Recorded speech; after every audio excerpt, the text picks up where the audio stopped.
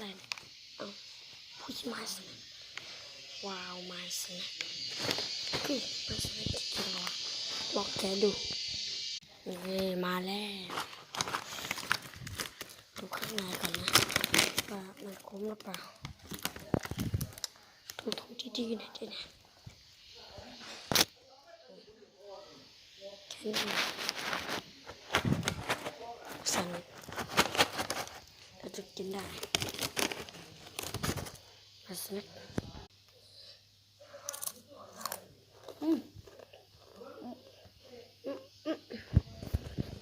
เจ็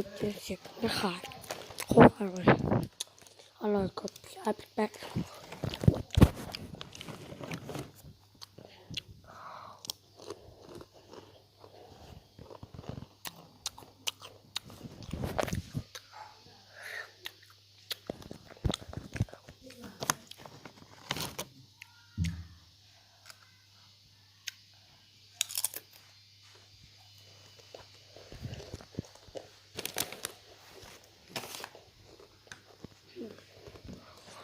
มารีวิวแค่มาสนะโคตรดีมีประโยชน์เดี๋ยวไปซื้อไว้แค่39 บาทหรือเปล่ากูไม่รู้แต่ที่ราคา28 บาทที่ราคา28,000